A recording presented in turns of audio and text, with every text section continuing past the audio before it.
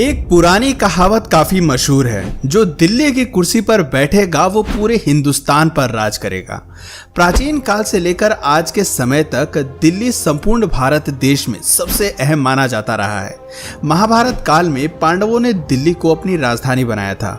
उस समय इस शहर को इंद्रप्रस्थ के नाम से जाना जाता था। आज भी दिल्ली भारत की राजधानी के रूप में पूरे विश्व में विख्यात है। 7वीं शताब्दी से लेकर 19वीं शताब्दी के दौरान 11 राजवंशों ने दिल्ली पर शासन किया है, जिसमें न जाने कितने ही शासक दिल्ली के तख्त पर बैठे हैं। लेकिन आखिर दिल्ली क्यों हमेशा से ही शासकों की पहली पसंद रहा है? दिल्ली शहर की स्थापना कैसे हुई? दिल्ली का काशी, मथुरा या अयोध्या जैसा कोई धार्मिक इतिहास भी नहीं रहा है। इसके बावजूद हजारों वर्षों से दिल्ली शहर पॉलिटिक्स और इकोनॉमिक्स का केंद्र रहा है।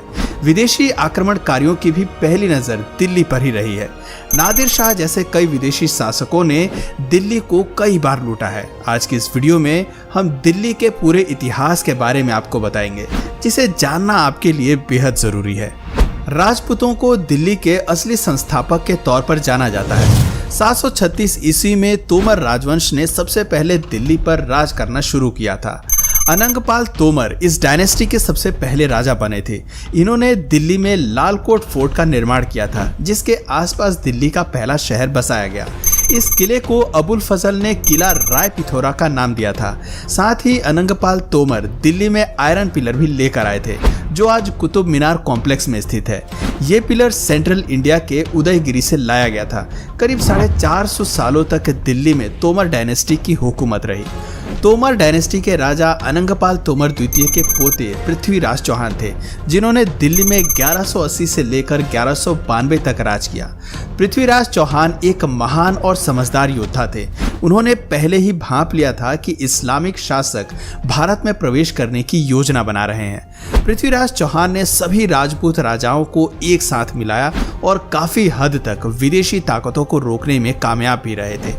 12वीं शताब्दी के अंत में मोहम्मद गौरी ने सिंध और पंजाब राज्यों को जीत लिया और दिल्ली पर सत्ता स्थापित करने की कोशिश की, लेकिन पृथ्वीराज चौहान ने उसके मंसूबों को नाकाम कर दिया। असल में राजपूत राजा अपनी बहादुरी के साथ साथ अपने उसूलों के लिए भी जाने जाते थे। वे कभी निहत्थे और कमजोर व्यक्ति पर वार नहीं करते थे। 1191 में पृथ्वीराज चौहान ने मोहम्मद गौरी को बैटल ऑफ तराइन के युद्ध में परास्त कर दिया था, लेकिन उसे मारा नहीं।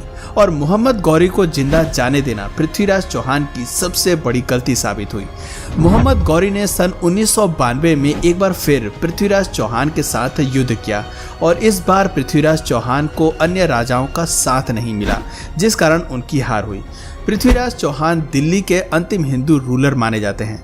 मोहम्मद गौरी ने अपने गुलाम कुतुबुद्दीन ऐबक को 1206 में दिल्ली का बादशाह बना दिया और इसी साल दिल्ली सल्तनत की स्थापना भी शुरू हुई। क्योंकि कुतुबुद्दीन ऐबक एक गुलाम था, इसलिए उनके राजवंश को स्लेव डायनेस्टी का नाम दिया गया। कुतुबुद्दीन काफी दयालु किस्म का माना जाता था। अक्सर अपनी प्रजा के बीच वो जरूरत का समय में ही भयंकर कोहराम मचा दिया। सब जगह हाहाकार होने लगी थी। महिलाओं का सरेआम बलात्कार किया जा रहा था। जो रास्ते में आया उसे मौत की नींद सुला दिया जाता। 15 दिनों तक तैमूर और उसकी सेना ने खूब लूटपाट मचाई और भारत से जाते वक्त हरिद्वार, कांगड़ा और जम्मू जैसे इलाकों में भी वो भयंकर तबाही मचा कर गया। कहा जाता है कि तैमूरलंग की लूट के बाद दिल्ली को उभरने में 100 सालों का वक्त लगा था। सन 1414 में खिजीर शाह को तैमूरलंग ने दिल्ली की गद्दी पर बिठाया और इस तरह दिल्ली में सैयद वंश की शुरुआत हुई। यह डायनेस्टी दिल्ली के इतिहास की सबसे कमजोर डायनेस्टी मानी जाती है और बहुत कम समय तक ये दिल्ली पर राज कर पाए। सैयद वंश के अंतिम शासक आलम शाह को हराकर बहलाल लोधी दिल्ली का बादशाह बन गया। लोधी वंश ने दिल्ली को व्यापार और लिटरेचर का केंद्र बनाया।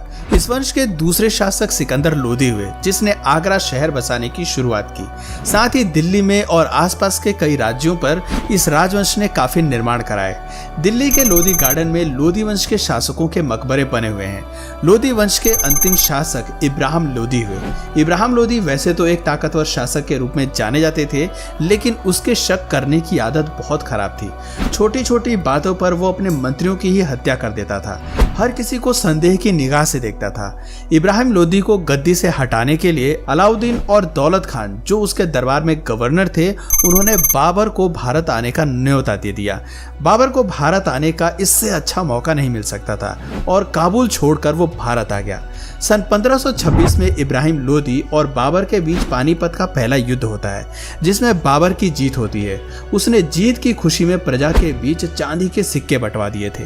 वो एक दरियादिल वाला इंसान माना जाता था। सन 1527 में बाबर ने राणा सांगा को और 1528 में चंदेल के राजाओं को भी परास्त कर दिया था, लेकिन बाबर इस जीत की खुशी ज्यादा लंबे समय तक नहीं बना पाया और 1530 में उसकी मौत हो गई। बाबर के बाद उसका बेटा हुमायूं ने दिल्ली का तख्त संभाला। हुमायूं काफी शांत स्वभाव का राजा था। उसके अपने भाइयों ने ही उसके खिलाफ षड्यंत्र रचा, जिस कारण उसे जान बचाकर भारत से भागना पड़ा। सन 1540 में दिल्ली में सूरी वंश के राजाओं ने राज किया। शेरशाह सूरी सबसे पहले बाबर की सेना में एक सैनिक था, लेकिन बाद में हुमायूं की जगह वो दिल्ली का बादशाह बन गया। अपने छोटे से शासनकाल में शेरशाह ने सिविल और मिलिट्री एडमिनिस्ट्रेशन की शुरुआत की। भारत में रुपया भी शेरशाह सूरी ने ही इंट्रोड्यूस किया, लेकिन सन 1556 में बाबर एक बार फिर भारत पर आक्रमण करता है और पानीपत के दूसरे युद्ध में विजय प्राप्त कर दिल्ली का बादशाह बन जाता है। इसके बाद करीब 300 सालों तक भारत पर मुगलों ने राज किया, जिसमें बाबर के बाद अकबर, जहांगीर, शाहजहां और औरंगजेब ने भारत पर राज किया। मुगल शासनकाल में भी विदेशी आक्रमणकारियों ने भारत को लूटना बंद नहीं किया। नादिर शाह और अहमद शाह दुर्रानी जैसे शासकों ने भारत पर कई बार वार किया और न जाने कितनी धन दौलत यहाँ से लूटकर अपने साथ ले गए। सन 1800 के बाद मुगल साम्राज्य कमजोर होने लगा था। 1857 के विद्रोह के बाद ब्रिटिशर्स ने बहादुर शाह जफर द्वितीय को वर्मा भेज दिया, जिसके बाद दिल्ली में ब्रिटिश क्राउन रूल की शुरुआत हुई। सन 1858 में क्वीन विक्टोरिया को भारत का एम्परर घोषित कर दिया गया। अंग्रेजों ने पहले कलकत्ता को भारत की राजधानी बनाया था, लेकिन सन 1911 में कलकत्ता से राजधानी को दिल्ली शिफ्ट कर दिया गया। तब से लेकर आज तक दिल्ली को भारत की राजधानी होने का गौरव प्राप्त है। 1947 में आज़ादी के 5 साल बाद सन 1952 में चौधरी ब्रह्म प्रकाश दिल्ली के प्रथम मुख्यमंत्री बने। तो दोस्तों, ये था दिल्ली का पूरा इतिहास कि आखिर किस तरह राजपूतों के बाद विदेशी आक्रमणकारियों ने दिल्ली पर राज किया। सैकड़ों वर्षों की गुलामी के बाद दिल्ली सहित पूरे भारत को आज़ादी मिली। आज़ादी के आंदोलन में भी दिल्ली की भूमिका काफ़ी महत्वपूर्ण रही है। आज दिल्ली में ही सुप्रीम कोर्ट, संसद भवन, राष्ट्रपति भवन जैसे प्रमुख भवन मौजूद हैं और दिल्ली से ही 140 करोड़ की आबादी वाला देश चलाया जा रहा है। तो दोस्तों, आप किस शहर से इस वीडियो को देख रहे हैं, नीचे कमेंट करके जरूर बताइए। और अगर इस वीडियो से आपको कुछ नया जानने या सीखने को मिला या फिर इंटरेस्टिंग लगा, तो प्लीज इस वीडियो को एक लाइक करके अपने फ्रेंड्स और फैमिली में इसे जरूर शेयर करें। और यदि आप इस चैनल पर नए हैं तो प्लीज इस चैनल को सब्सक्राइब करके बेल नोटिफिकेशन आइकन को ऑन कर लीजिए, ताकि हमारे आने वाले वीडियोस आप मिस ना करें। मिलते हैं फिर किसी वीडियो में नए टॉपिक के साथ, तब तक के लिए नमस्कार।